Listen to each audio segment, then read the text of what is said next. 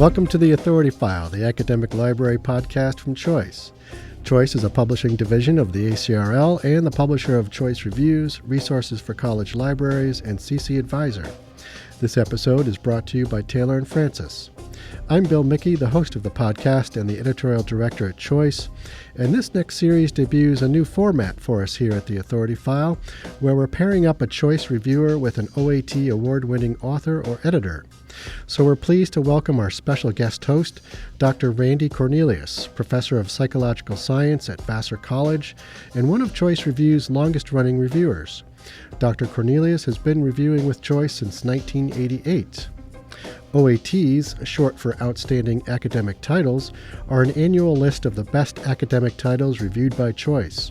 The 2018 list is just out and available in our January issue and online at choicereviews.org.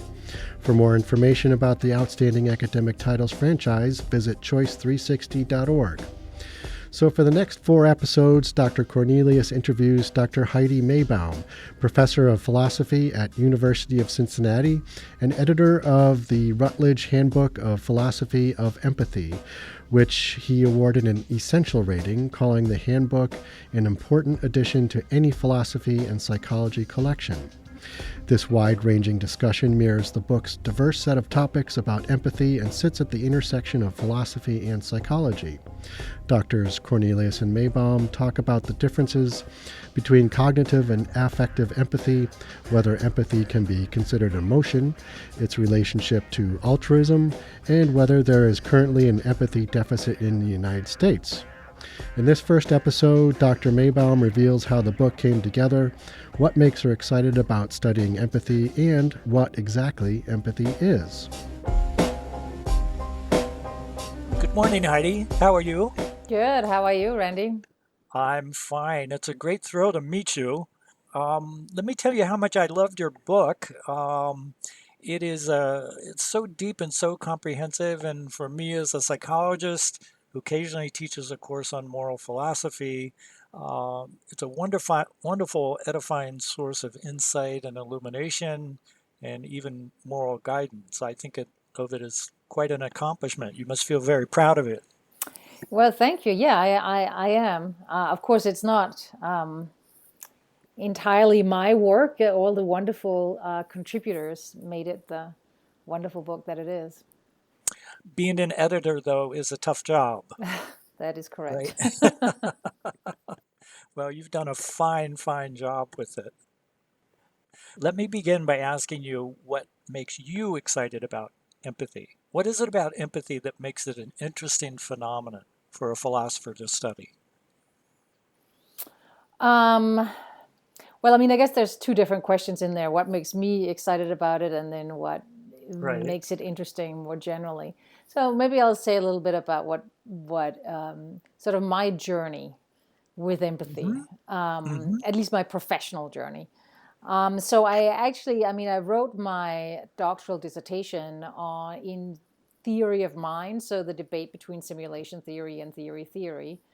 And at that time, I was really sort of defending a sort of more theoretical approach, which is really not the empathic approach. And after that, I got excited about people being overexcited about what empathy would do.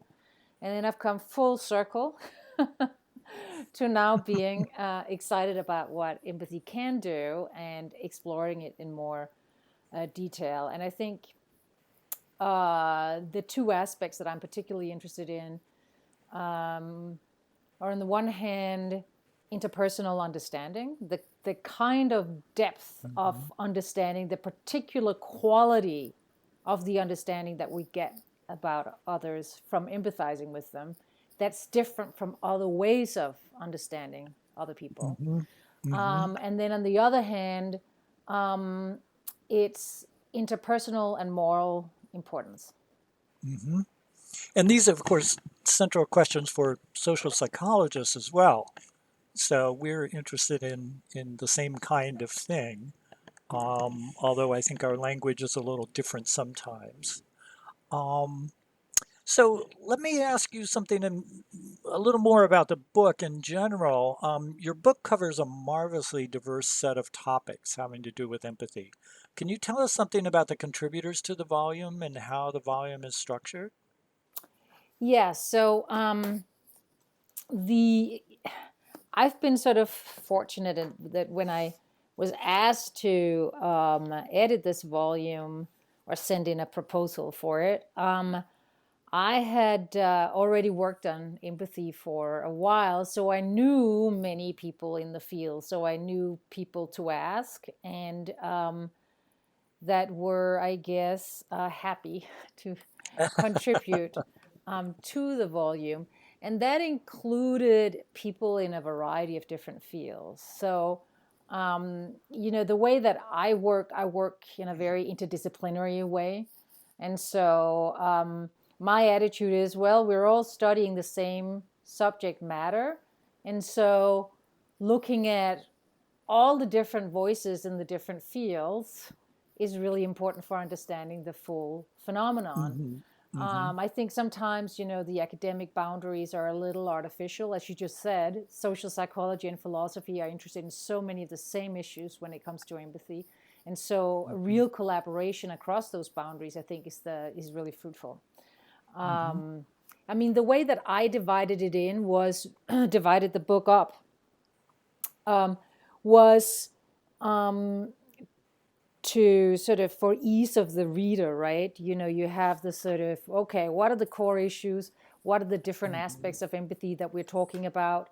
And then move on to look at the history of the concept. And then moving on to, okay, there is empathy and interpersonal understanding, empathy and morals, empathy in art and aesthetics, which are sort of the three big areas I think people generally look Hmm. at.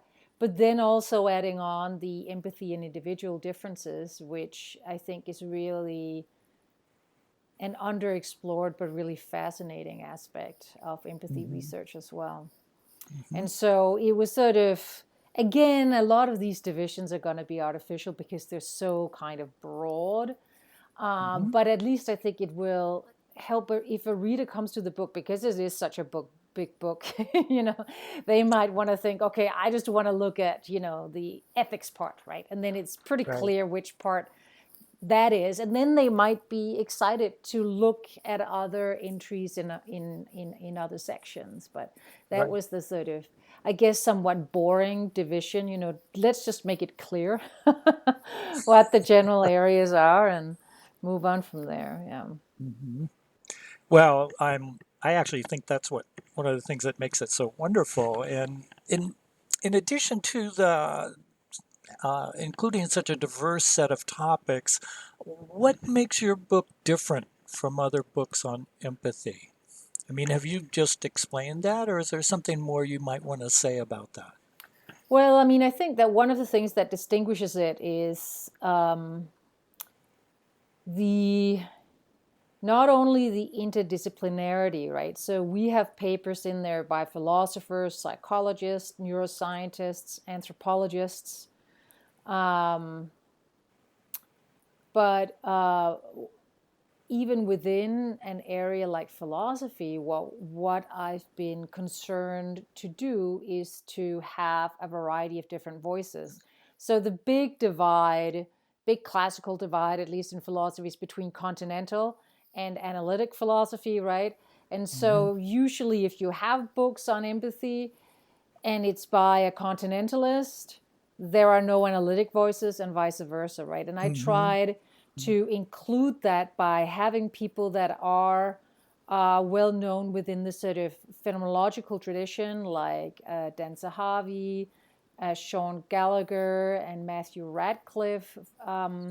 and some Jardine and Santo, who all work within that tradition, so that people in either tradition can use this book in a useful way, but Hmm. also gain insight to what goes on the other side, hopefully in a Hmm. really clear and uh, comprehensive way, and then Hmm. find because there are a lovely literature list to each entry, Right. also a jump-off point to explore further. And Mm-hmm. so Mm-hmm. it's all really with the idea of trying to get across that people in all these diverse areas working on the same topic have something to offer to one another. Mm-hmm. And instead Mm-hmm. of, sometimes when you're not in a field, right, it's sort of like a wall. Everybody knows Right. within that field what they're supposed to be reading. But when you're Right. outside, you can't. And then it can be like Right. a lot of work trying to get yourself to understand where you need to look. And the idea Mm-hmm. with these entries here was these entries would actually really open up the gate to a different topic or Mm-hmm. way of looking at Mm-hmm. things that you hadn't thought about before, and then give you a really good starting ground for exploring further if that's what you want to do. Mm-hmm. Well, it's it sounds in some ways like that mirrors your own journey from your dissertation, where you explored the theory. We'll talk about this in a minute, the theory aspect of empathy to the more sort of direct affective perception aspect of empathy. Um, so, and I always find that an interesting thing to do when people confront uh, perspectives that are very different from their own. Um, so let me ask you what may be the simplest and at the same time most complex question about empathy, and namely, precisely, what is empathy? Sorry. Yeah, exactly. Well, so I think that there's a broad characterization of empathy that I tend to use when I write introductory stuff on empathy, right? And that is sort of Hmm. a more encompassing one where I talk about emotional contagion, which is our Hmm. tendency to pick up the emotions of others, but without necessarily being aware of it, right? Where it's Right. almost like you walk into a room and a lot of happy people and you become happy as well, right? But it's not Hmm. really as if, like, oh, I feel happy because the other person is feeling happy. It's a much more sort of diffuse sense of Right. emotion contagion. And then there is what people like to call empathy proper, which is, I think most philosophers would agree, it's experiencing an emotion like anger, fear, sadness. In principle, I think people think maybe all emotions could be experienced empathically. I don't know that we have empirical evidence that shows that Hmm. exactly, but we certainly have Hmm. empirical evidence that suggests a whole range of emotions can be experienced empathically, which means that you're actually experiencing the emotion to some extent, but you are Hmm. aware that the target is the other person and not yourself. Okay. And so I think one way to say it is that there is a sort of robust self-other differentiation. So you're not confused about who's feeling what exactly, Hmm. but there's also Hmm. emotion matching. And Hmm. that I think is different, so in the psychology literature, particularly if you look at work by Dan Batson and a lot of the empathy measurements, they talk about empathic concern and sometimes empathy for short. But what they mean there is really what philosophers would call sympathy, because Hmm. that is Hmm. an emotion that doesn't require matching, Hmm. but is sort of feeling warm-hearted and soft-hearted and compassionate, etc. If you look at the list that Batson uses, it's usually a softer, kinder, warmer emotion for somebody, and Hmm. usually it won't match what the other person feels, because in Hmm. the Batson case scenarios, it's usually a person who's in need, who we will suppose is distressed or upset in some way, and then the Hmm. empathic concern is the warm, compassionate feeling. Now, when I give this broad definition of empathy, I tend to include sympathy because I think there's a lot of diverse use of these words across the literature, and most people who are interested in empathy will be interested in these various aspects, as it were. Hmm. And then there's the last part, which is often called cognitive empathy, I think that in order for it to really be cognitive empathy, we should really think of it as perspective taking and not purely thinking about somebody else. So I think of cognitive empathy as, putting yourself in somebody else's position and then experiencing, as it were, what you would experience. Okay. I have two questions then. So, in you differentiated emotional contagion from what you called pure empathy. Is that what you called it? Empathy proper or Empathy whatever. proper. Yeah. Empathy proper. Sorry, empathy proper. And so in empathy proper, must one be aware that one is experiencing an emotion of a particular type, even though it's focused on the other person? I think that's a good question. I don't think people tend to debate that very much. It seems to be the most important thing is that you know that you're feeling what you're feeling because the other person is feeling what they're feeling. Okay. Yeah. So you're not thinking, oh, I'm upset necessarily, even though you are upset, but you're upset for the other person. Okay. I asked that just because in emotional contagion, as you mentioned, we don't necessarily know why we're feeling what we're feeling, or even that we're feeling something. We're just going along.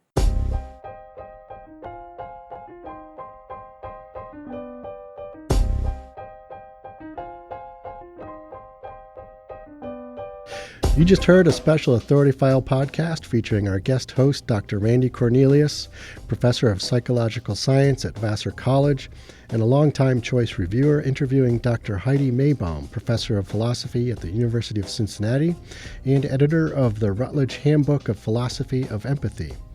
Dr. Cornelius originally reviewed Dr. Maibom's book in the May 2018 issue of Choice, awarding it an essential rating. The book went on to be recognized by Choice as a 2018 Outstanding Academic Title. Be sure to join us for the next episode, where our guests continue their conversation about empathy, parsing the differences between cognitive and affective empathy, whether we can be overcome by empathy, and how empathy is uniquely a two-faced emotion. Stay tuned.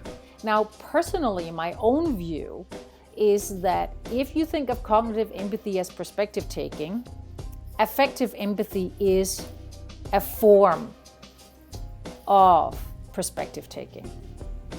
Find all of the episodes of The Authority File on your favorite podcast app or on our website, choice360.org. Just click on the librarianship dropdown.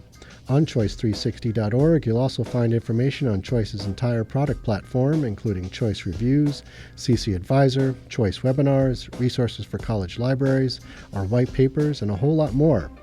A great way to keep up with the Authority File is to join the Choice Authority File Facebook group, which you can access via the Choice Reviews Facebook page. As a member of the group, you can give us feedback, suggest podcast participants, chat with other listeners, and submit new topic ideas.